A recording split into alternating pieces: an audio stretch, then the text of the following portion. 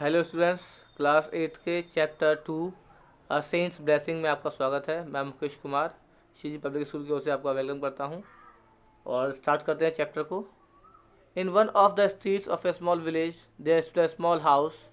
In the front garden there stood a mango tree with fine rich fruits hanging on its branches. एक छोटे से गांव की गलियों में एक छोटा सा घर था और वहाँ उसके सामने बगीचे में एक आम का पेड़ था जिस पर बहुत सारे पके हुए और गिनती में बहुत सारे फल उसकी शाखाओं से लटके हुए थे। The house belong to 3 brothers। घर 3 भाइयों का था। Their parents died when they were yet very young. The parents were poor and the mango tree and a small plot of barren land was the only property they had left behind. The brothers earned their livelihood by selling the mangoes. उनके जो parents थे वो उसी समय मर गए थे जब वो तीनों भाई बहुत छोटे थे और जो पेरेंट्स थे बहुत ज़्यादा गरीब थे। पेरेंट्स भी माता पिता बहुत गरीब थे। उन्होंने क्या छोड़ा था, उनके लिए जो संपत्ति छोड़ी थी, पैतृक संपत्ति में केवल एक आम का पेड़ छोड़ा था और एक छोटा सा बंजर भूमि का टुकड़ा छोड़ा था जो कि उनके लिए रह गया था। Brothers earned their livelihood by selling the mangoes. भाई है जो थे वो अपनी जीविका आमों को बेच करके कमाते थे। Now one day a very holy and pious saint came to the village. He was very tired, hungry and thirsty. The eldest of the 3 brothers was the first to meet him. He offered some of the mangoes from his stock to the saint. The saint enjoyed eating the sweet and juicy mangoes. अब एक दिन एक बहुत ही सज्जन और पवित्र साधु उनके गांव में आए। वो बहुत ही ज़्यादा थका हुआ था। जो साधु थे बहुत ज़्यादा थके हुए थे, भूखे थे, प्यासे थे। और क्या था, जो सबसे बड़ा सन था, सबसे बड़ा जो भाई था तीनों भाइयों में, वो पहला व्यक्ति था जो कि उन साधु महात्मा से मिला। उसने क्या किया, he offer some of the mangoes from his stock to the saint. उसने जो उसका स्टॉक था आमों का, जो उसके पास भंडार था, उस भंडार में से कुछ आम उस साधु को खाने के लिए दिए। साधु ने इसको बहुत ही आनंद के साथ खाया क्योंकि ये बहुत ही मीठे और स्वादिष्ट आम थे, इनको इसलिए खाया उसने बहुत स्वाद से। The saint was very please. साधु बहुत खुश हुआ। He asked the eldest brother to ask for a boon. उसने जो सबसे बड़ा भाई था उससे एक वरदान मांगने को कहा। ही सेड, बड़े भाई ने कहा, I wish I had a large heard of cattle, कि मैं ऐसा वरदान मांगता हूँ कि मुझे पशुओं का बहुत सारे पशु मेरे पास हो जाए जिन्हें कि मैं पाल सकूं। The saint said, so be it. साधु ने कहा ठीक है, ऐसा ही होगा, तथास्तु। The next moment the eldest brother found himself surrounded by many cows and oxen. अगले ही क्षण उस बड़े वाले भाई ने अपने आप को पाया कि उसके आसपास में बहुत सारे गायें थी, बहुत सारी, और बहुत सारे बैल थे। The saint then met the second brother. He too presented the saint with some fine mangoes. The saint was pleased with him as well. He asked him to ask for a boon. दूसरी बार अब जो साधु मिले थे तो वो जो second brother था, दूसरा भाई था, उससे मिले। उसने भी उन साधु महात्मा को अपने हिस्से के आमों में से आम दिए। साधु महात्मा उन आमों को खा करके बहुत ज़्यादा प्रसन्न हुए जैसे कि बड़े भाई के आमों को खा करके हुए थे। और उसी तरह से उन्होंने जो दूसरा भाई था उससे भी एक वरदान मांगने को कहा। द सेकेंड ब्रदर सेड, दूसरे भाई ने कहा, make this barren land fertile, कि हे महात्मा, ये जो बंजर भूमि है जो मेरे माता पिता मुझे छोड़ के गए हैं, ये बंजर भूमि उपजाऊ हो जाए। The saint said, so be it, ऐसा ही होगा, तथास्तु। The next moment the barren land became fertile. The young man was overjoyed. At last the saint came to the cottage in which there lived the youngest brother. अगले ही क्षण क्या था, जो बंजर भूमि थी वो उपजाऊ हो गई और द यंग मैन, जो यंग मैन था यानी कि दूसरा वाला भाई जो था, वो बहुत ही ज़्यादा आनंदित हो गया। ओवरजॉयड भी बहुत ज़्यादा आनंदित हो गया। अंत में जो साधु था वो उस कुटिया तक पहुंचा जहां पर जो तीसरा सबसे छोटा भाई था वो रहता था। Here he was received with great warmth. यहाँ भी उसका बहुत ही आदर के साथ सम्मान किया गया था और उसको स्वागत किया गया था। The saint was please with the hospitality, kindness and generosity of the youngest brother and asked him to express a wish. यहाँ भी जो साधु थे उस सबसे छोटे भाई की हॉस्पिटलिटी मीन्स आप भगत से, उसकी दयालुता से और उसकी सज्जनता से बहुत ही ज़्यादा प्रभावित हुए और उन्होंने उससे भी कहा कि एक वरदान मांग लो। Oh holy man, all I wish for is a beautiful and virtuous young maiden whom I would marry so that I can live a happy and contented life। तो जो छोटा वाला भाई था वो वरदान में मांगता है कि हे सज्जन पुरुष, हे पवित्र आत्मा, आप मुझे एक बहुत ही खूबसूरत, बहुत ही सुंदर सी क्या कीजिए, एक यंग औरत यानी कि एक लड़की दीजिए जिसके के साथ मैं क्या करूं, शादी कर सकूं और शादी करने के बाद अपने जीवन को आनंद के साथ बिता सकूं। The saint said so be it. साधु ने कहा ठीक है, तथास्तु। Next moment there stood before the young man a young beautiful maiden. The youngest brother just could not believe his eyes. अगले ही क्षण क्या हुआ, एक बहुत ही खूबसूरत महिला उसके सामने, यंग नौजवान महिला उसके सामने आ गई और जो यंगेस्ट ब्रदर था उसे इस बात पर बिल्कुल भी विश्वास नहीं हुआ। उसकी आंखें कैसी हो गई, उसकी आंखें खुली की खुली रह गई। Having given his blessing the saint continued his journey. वरदान देने के बाद साधु ने अपनी यात्रा को प्रारंभ रखा, जारी रखा। क्वाइट सम टाइम पास, धीरे धीरे कुछ समय गुजर गया। One day the saint sat recalling the incident of his meeting with the three brothers. Let me revisit them and see for myself what they did with the blessings I give them, he thought.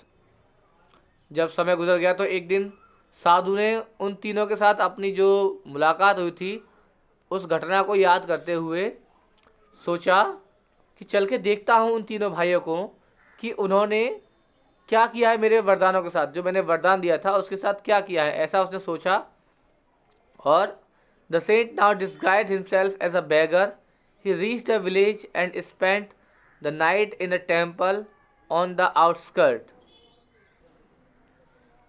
Next morning he went to the house of the eldest brother. It was a prosperous place with plenty of milk and honey. The cattle with their horns decked in silver and gold, and little bells chiming round their necks gave evidence of the prosperity. साधु ने क्या किया, अगले ही दिन अपने आप को, अपना रूप बदला, भेष बदलकर एक भिखारी बन गया और उस गांव में पहुंचा जहां पर उसने पहले उन लोगों से मुलाकात की थी और अपनी जो रात थी वो एक मंदिर की सरहद पर यानी कि मंदिर पर बिताई। नेक्स्ट मॉर्निंग, अगले सुबह क्या हुआ, he went to the house of the eldest brother. अगली सुबह वो सबसे बड़े भाई के पास पहुंचा और जब उसने इसको देखा तो ये कहता है it was a prosperous place. अब बहुत ही ज़्यादा संपन्न जगह बन चुकी थी ये, with plenty of milk and honey, जिससे क्या था कि अब बहुत ही ज़्यादा वहाँ पर दूध था और शहद भी था। The cattle with their horns decked in silver and gold. जो कैटल था, कैटल मीन्स जानवर जो थे, वो कहते थे दियर हॉर्न्स, उनके जो हॉर्न्स थे, उनके सींग थे, वो कैसे थे, decked in silver and gold, यानी कि वो सोने और चांदी से जड़े हुए थे। And little bells chiming round their necks, और उनकी जो गर्दन थी उनकी चारों तरफ छोटी छोटी घंटियाँ लटकी हुई थी, जो कि इस बात का प्रूफ दे रही थी, सबूत दे रही थी कि यहाँ पर संपन्नता, प्रॉस्पेरिटी बहुत ज़्यादा है। द सेंट क्राइड, वहाँ पहुँचकर साधु चिल्लाया, आई am a hungry beggar, could you give me a glass of milk. मैं एक भूखा भिखारी हूँ, क्या मुझे आप एक गिलास दूध दे सकते हैं। That very moment the eldest brother, the master of the house, came out and shouted in a shrill angry voice, you beggars, God knows from where you turn up like this to ruin my mornings. Do you know what a glass of milk costs? Get away, get lost, I say. अगले ही क्षण क्या था, जो बड़ा भाई था, जो उस मकान का मालिक था, वो चिल्लाते हुए बाहर आया और बहुत ही एकदम गुस्से वाली आवाज़ में चिल्लाया, तुम भिखारी कहीं के, भगवान जाने तुम लोग कहाँ से यहाँ पर आ जाते हो इस तरह से, और मेरी जो सुबह है उसे क्या कर देते हो, ख़राब कर देते हो। सुबह सुबह आ जाते हो और मेरा दिन ख़राब कर देते हो। तुम्हें मालूम है एक गिलास दूध की कितनी कीमत है, भाग जाओ यहाँ से। मैंने कहा अभी तुरंत चले जाओ यहाँ से। The saint now revealed his true identity. ऐसा सुनकर के साधु को बहुत गुस्सा आया और उसने अपना जो असली रूप था उस रूप में आ गया, वो साधु वाले रूप में। You do not deserve the blessing I gave you, I withdraw the blessing, the saint spoke in a stern voice. गुस्से में चिल्ला करके साधु ने कहा, मूर्ख, धूर्त, तुम्हें जो मैंने वरदान दिया था, जो वरदान तुमको दिया गया था, तुम उस वरदान के लायक नहीं हो। मैं अभी और इसी समय अपने उस वरदान को तुमसे वापस लेता हूँ। जाओ, जैसे थे वैसे ही हो जाओ। Next moment the eldest brother stood poor and beggarly with all his prosperity gone from him. अगले ही पल क्या हुआ, जो बड़ा भाई था वो पहले की तरह ही गरीब और भिखारी वाली स्थिति में बन गया। The saint then visited the second brother, he too had a large property with his greeneries. अगली बार क्या हुआ, जो साधु महात्मा थे वो दूसरे भाई के पास पहुँचे, जहाँ उन्होंने देखा तो ये भी बहुत ज़्यादा संपन्न था, बहुत ज़्यादा उसके पास अनाज के भंडार भरे हुए थे। तो महात्मा ने वही उसका देखते हुए उसको पूछा, उन्होंने क्या कहा, could you give me a handful of rice और wheat, I am hungry and have been starving for days, cried the saint disguising as a beggar. अपने आप को फिर से एक भिखारी के रूप में बदलते हुए साधु वहाँ पहुँचे और फिर से उन्होंने उसी तरह से आवाज़ लगाई कि आपके पास तो पर्याप्त चावल और अनाज का भंडार है और मैं पिछले कुछ दिनों से भूखा प्यासा मर रहा हूँ, और क्या मुझे थोड़ा सा एक मुट्ठी अनाज या चावल दे सकते हो। Here comes one more of those beggars. The master of the house came out grumbling, have I started an almshouse, you think? देखते ही जैसे ही वो आवाज़ सुनी है मालिक ने, जो दूसरा भाई था वो अंदर से आया और एकदम गर्मी में तमतमाता हुआ, यानी कि गुस्से में, और सीधे क्या बोला, have I started an alms house you think, तुम क्या सोचते हो मैंने केवल साधुओं के लिए, भिखारियों के लिए, फकीरों के लिए घर खोल रखा है। ऐसा कहा उसने। जैसे उसने ऐसा कहा, the saint immediately revealed his true identity and said in a stern voice, I withdraw the blessings I gave you, for I find that you don't deserve it. ऐसा देख करके ही साधु ने तुरंत ही उससे अपने असली रूप में आया। रिवील्ड मीन्स अपनी असलियत दिखा देना। तुरंत ही अपने असली रूप में आ गया और उससे कहा एक सख्त आवाज़ में कि तुम भी मेरे वरदान के काबिल नहीं हो। जो वरदान मैं तुम्हें दिया था उस वरदान को रखने के काबिल नहीं हो। अभी और इसी क्षण मैं अपने उस वरदान को वापस लेता हूँ। The next moment, the second brother stood helpless, for all his large granaries and all his prosperity vanished. जो साधु था उसने अपना वरदान जैसे लिया, उसके तुरंत अगले ही क्षण जो दूसरा भाई था वो भी हेल्पलेस यानी कि निसहाय हो गया, और जितने भी उसकी ग्रेनरीज थी, जितना भी उसके पास संपन्नता थी, वो सारी गायब हो गई और वो फिर से वही कंडीशन में आ गया। The saint finally went to the place of the youngest brother. A cold wind was blowing and it was already evening. अंत में क्या हुआ, साधु सबसे छोटे वाले भाई के पास पहुंचा, जहां उसके घर के सामने बहुत ही सुंदर हवा, ठंडी ठंडी हवा बह रही थी और शाम का समय लगभग हो चुका था। साधु ने फिर से चिल्लाया, the saint cried, I am a beggar, I am extremely tired, there is a cold breeze outside, soon it will be night, could I find shelter under your roof. साधु ने कहा, देखिए मैं एक भिखारी हूँ और बहुत ज़्यादा थक चुका हूँ, पूरी तरह से थक चुका हूँ, और बाहर बहुत ही ठंडी हवा चल रही है, जल्द ही अब शाम हो जाएगी, क्या आप मुझे आज रात के लिए अपने यहाँ शरण देंगे, अपने यहाँ आज रात के लिए शरण देंगे। The young man who was owner of this large and prosperous state came out on hearing the voice of the beggar। जो इस मकान का, इस संपत्ति का जो मालिक था वो बाहर आया भिखारी के पास उसकी आवाज़ सुन करके, और क्या बोला, why sure you will find shelter for the night, lucky indeed is the householder who has a guest visiting him, the young man said, at the same time holding the door open for the beggar to enter. और जैसे दरवाज़ा खोला, दरवाज़ा खोलने के साथ ही जो young man था बोला, वाई श्योर, क्यों नहीं, अरे बिल्कुल, आइए, आपको आज रात के लिए बिल्कुल आज जो है यहाँ आवास मिलेगा, शरण मिलेगी। Lucky indeed is the householder who has a guest visiting him. वो कहता है कौन, जो यंगेस्ट ब्रदर है वो बोलता है कि मैं कितना लकी हूँ, बहुत भाग्यशाली हूँ कि एक अतिथि मेरे दरवाजे पर आया है। और ऐसा कह कर के आदमी ने उसी समय क्या किया, होल्डिंग द डोर, दरवाजे के पास आया and open the beggars to enter, और भिखारी को अंदर घर में घुसा लिया। The wife of the young man took care of the guest. उस नौजवान की जो पत्नी थी उसने उस व्यक्ति की जो गेस्ट था उसकी बहुत आवभगत की। The young man sat chatting with him till late into the night. The next morning he was brought a cup of milk and some fresh fruits. He was treated with all the warmth which is usually shown towards a very important guest.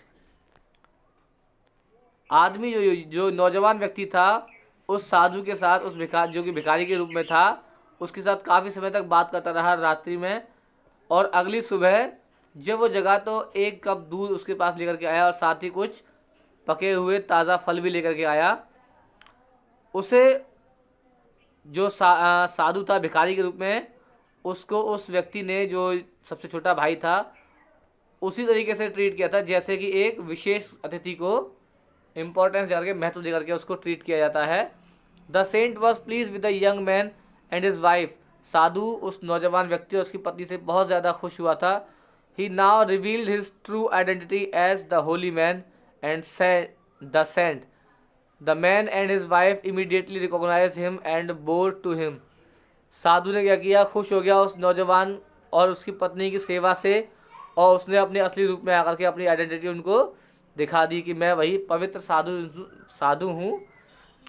आदमी ने और उसकी पत्नी ने तुरंत ही उसको पहचान लिया और उसके सामने अपना सिर झुका दिया, उसे प्रणाम किया। The saint express his happiness at finding that riches had not made them proud and heartless. साधु ने इस चीज़ को देख करके कि संपन्नता, धन संपत्ति पा करके भी इन दोनों लोगों को ना तो घमंड हुआ है और ना ही ये हर्टलेस हुए हैं, यानी कि निर्दयी भी नहीं हुए हैं। Their virtuous conduct had to be rewarded, कि उनका जो वर्चुअस कंडक्ट है, यानी कि उनका जो इतना अच्छा व्यवहार है, उस व्यवहार को जरूर कुछ ना कुछ इनाम देना चाहिए। The saint now asked them to visit a certain spot to the north of the village where stood a large banyan tree. If the young man and his wife visited the spot the next night when the moon was full, they would find a gift waiting for them. This was the saint's blessing. Saint ने जो साधु था उन्होंने उसे वरदान दिया। क्या दिया?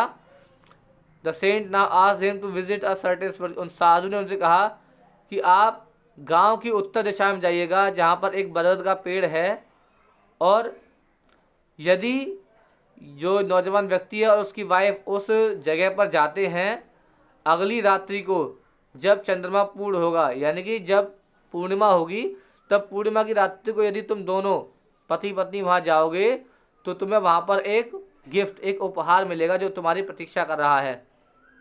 ऐसा उन्होंने वरदान दिया और चले गए। As instructed by the saint the young man and his wife went to the spot at midnight. अगले दिन रात्रि में जो नौजवान व्यक्ति था वह अपनी पत्नी के साथ वहीं उस स्थान पर पहुंचा। There it was a large pot full of gold coins. उन्होंने क्या देखा, वहाँ पर एक बहुत बड़ा बर्तन था जिसमें सोने के सिक्के थे। They took it receiving it as part of the saint's blessing. उन्होंने इसे साधु की वरदान समझते हुए, उसका हिस्सा समझते हुए उसे ले लिया। The two lived happily ever after, always giving help and shelter to the poor and the needy। यानी उसके बाद से वो दोनों भी अपने उसी आवास पर बहुत ही खुशी खुशी रहने लगे हमेशा के लिए। और क्या करें, giving help and shelter to the poor and the needy. और उन्होंने गरीबों को और ज़रूरतमंदों को अपने घर में उन्हें शरण देना और उनकी हेल्प करना जारी रखा। तो इस चैप्टर से हमें सीख ये मिलती है कि हमें कभी भी धन संपत्ति या संपदा पा लेने के बाद अपने आप पर घमंड नहीं करना चाहिए और अपनी सज्जनता को खोना नहीं चाहिए। तो स्टूडेंट्स, आज के इस वीडियो में केवल इतना ही। वीडियो को कम्प्लीटली मैंने आपको ट्रांसलेट कर दिया है, एक्सप्लेन कर दिया है। आई थिंक आप लोगों को ये स्टोरी बहुत अच्छे से समझ में आई होगी कि जो सेंट की ब्लेसिंग्स थी वो कैसी थी। Thank you, have a good day. अभी आप लोग क्या करना है, जो वर्ड मीन्स है इनको अपनी नोटबुक में नोट डाउन कर लेना है। एक्सरसाइजेज जो इसकी रह गई हैं उन एक्सरसाइजेज को मैं नेक्स्ट वीडियो में बनाऊंगा, नेक्स्ट वीडियो में करके आपको बताऊंगा। तब तक बने रहिए और वेट कीजिए सेकंड वीडियो का। Thank you, have a good day.